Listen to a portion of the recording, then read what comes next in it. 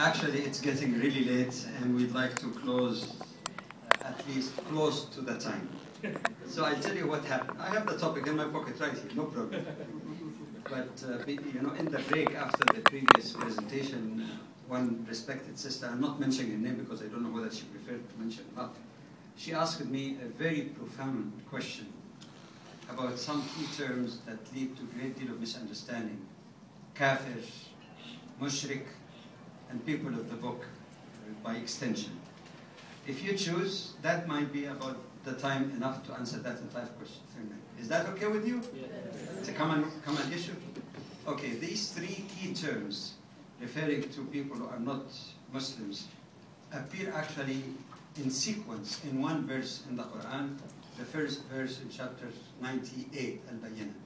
لم يكن الذين كفروا من أهل الكتاب والمشركين. Now, we need to understand those terms quite clearly and understand also some mistranslations that lead to a grave misconception about Islam and bad Muslim, non-Muslim relations. First of all, the term kuffar or kafir. The most tragic translation of that is infidels. Infidel is an insulting term. It's a derogatory term that has nothing to do with the word kufr. Because if you read in the Quran, if you look first in the dictionary, English dictionary, the word infidel means someone who does not believe in God or someone who does not have a religion. Now, for people, and especially the propagandists, you picking this mistranslation, and they say, what does the Quran insult us and call us infidels? The Quran didn't say infidel, the Quran is not revealed in English. Because according to the Quran, Jews and Christians believe in God. There's no question about that. You've had that, for example, Surah Al-Ankabut, that it says, tell them, O Muhammad sallallahu alaihi wasallam, we believe in what has been revealed to you and to us. Your God and ours is one. So by the text of the Quran, they believe in God. Even the idolatrous Arabs who used to worship idols are called in the Quran as people who have a religion. Surah Al-Kafirun, you know the occasion of Surah Al-Kafirun that they want to negotiate with the Prophet. You worship our idols for some time, you worship your Allah for some time. And what does the ayah, the surah end? Lakum dinukum waliya deen. Unto you is your religion. So even idol worshippers, they have a deen. Thirdly, linguistically, or etymologically I should say, the word actually, deen, means, as they say in Arabic, مَا يَدِينُ بِهِ الْإِنسَانِ, what a person professes to believe in. A person who believes even that there is no God, he has a deen in that broader definition, even in the Arabic language. مَا يَدِينُ بِهِ, what the person is convinced of, and as such he rejects anything that goes against it. So the worst possible word you can use for kafir is the term infidel. It is irrelevant and contra-Quranic, actually, if you use that term based on what it means in English. But what exactly does it mean? Where does it come from? You have to go back again to the origin of the term. It comes from 3 letters without vowel sign in Arabic. Ka, fa, ra. And the literal meaning of K or ka, fa, ra means cover up. It's easy to remember. Cover up. Okay? Cover up.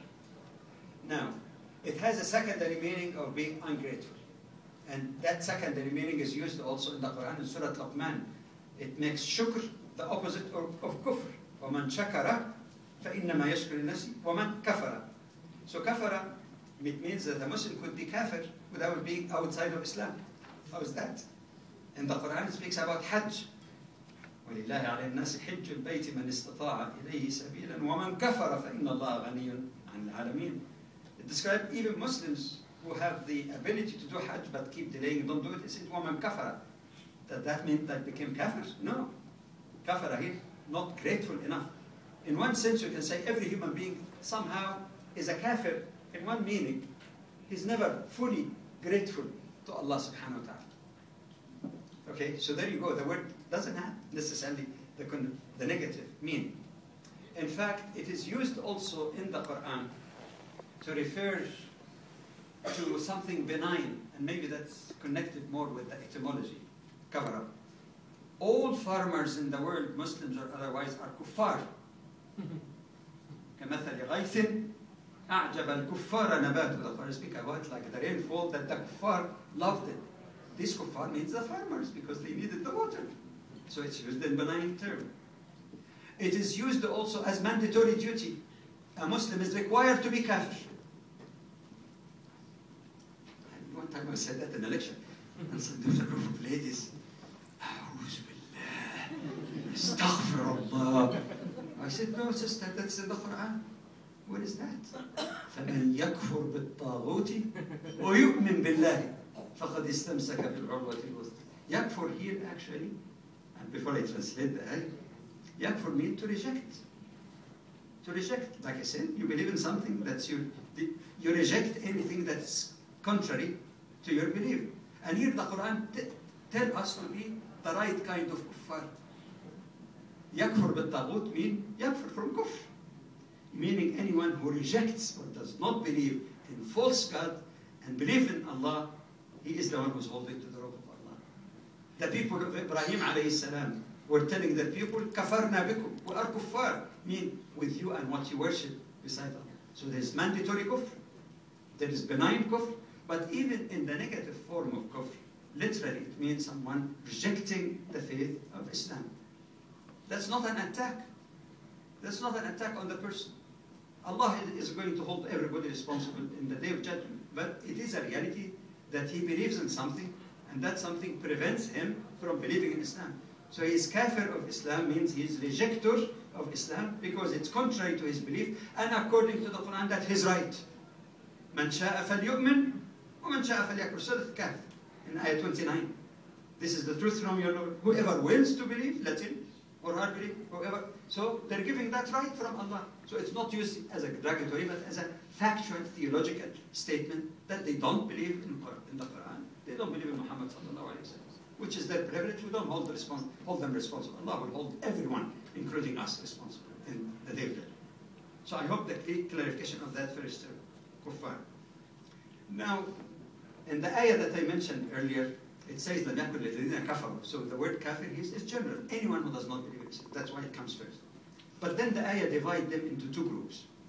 Ahl al-Kitab and Mushrikeen. Let me tackle with Mushrikeen first.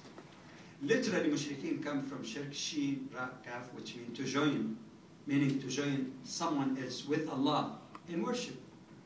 Okay?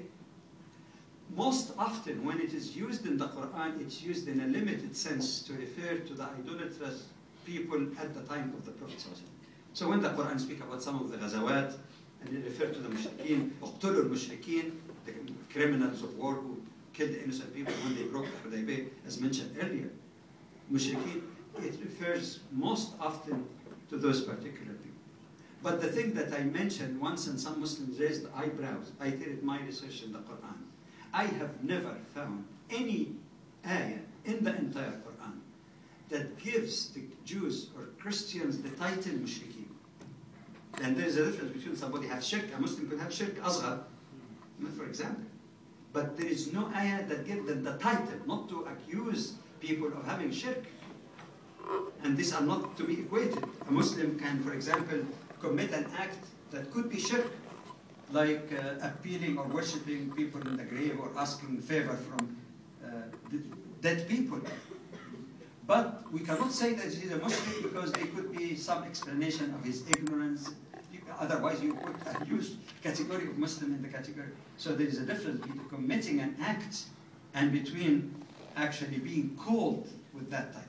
No ayah in the Quran referred to Jews and Christians as mushrikeen. Find it, and I'm standing to be corrected. There is none. So this is one thing. Then it comes the final term, people of the book. Many people translate that, sometimes non-Muslims. Sometimes we use the term innocently for the sake of distinction between those who are Muslim and others. But I found it, perhaps from my experience in dialogues, much more conducive when we address Jews and Christians to say people of other faith communities. You might have heard me using that term tonight also. because some of them may think Muslim versus non-Muslim like condescending, you know. So maybe people of other faith, the word faith, by the way, could apply to a mushrik, that is faith, you know, or to an atheist. But people of the book actually is the normal term that is used in the Quran to refer to Jews and Christians.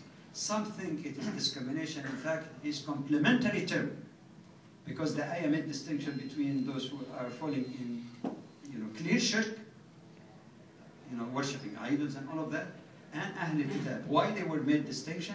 People of the book, meaning the people whose religion or faith is based, like we believe also, on what they believe to be a revealed book. And it is not only a courtesy in terms of the better name, better title that bring them or open their hearts, at least to understand us. It is even more than that. It has also theological as well as legal implications. For example, a Muslim male may marry, by way of exception, actually it's desirable that Muslim male and female marry a Muslim if you go through the hadith. But there is one limited form that the Quran allowed. It's not somebody's fatwa, it's in the Quran. So, a Muslim male may marry a believing woman of the people of the book, Jewish or Christian, but not an idolatrous woman, meaning from idolatry, worshipping idol, or a woman, for example, who doesn't, an atheist who doesn't believe in God. You get the point?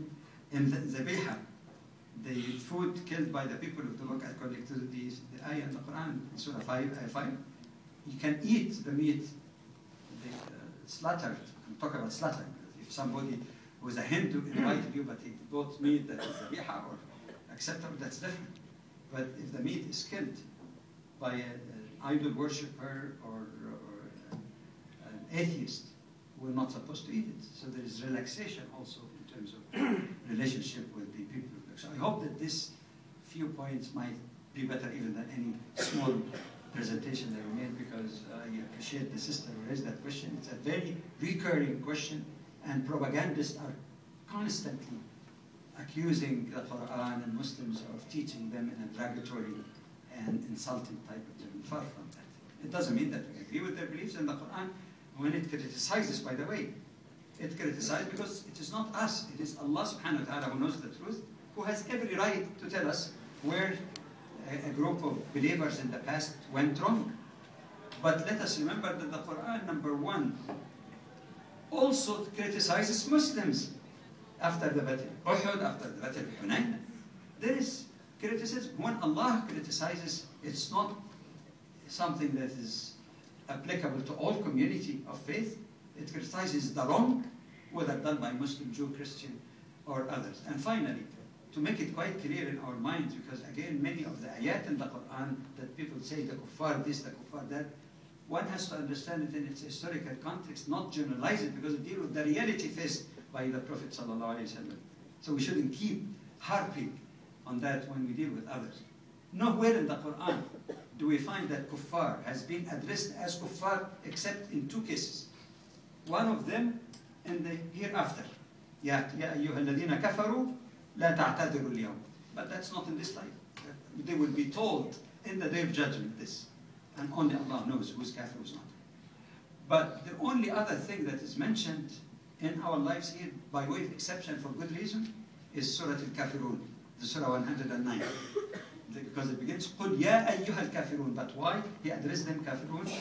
Because they were trying to compromise on basics of faith, mixing worshipping idol with worshipping Allah. So we say, no, if you reject Islam, we will not follow your gods. You will never do that. In other words, this is not a point of compromise. It is the kind of compromise that two mothers disputing a baby, so you say, all right, let's cut the baby into half. It is a non-functional type. And oftentimes the Quran reminds us, even when it criticizes deviation from truth or action, righteous action by previous nations, it says, لَيْسُوا سَوَاءً. They're not all the same. وَمِنْ أَهْلِ الْكِتَابِ, the Quran says, some of the people of the book, if you entrust him with a ton, meaning even ton of gold, he will give it back to you when you ask. There are amongst them those, if you entrust with 1 dinar, he will not give it back to you unless you really keep harping and demand. You're right. So the Quran does not make stereotypes at all.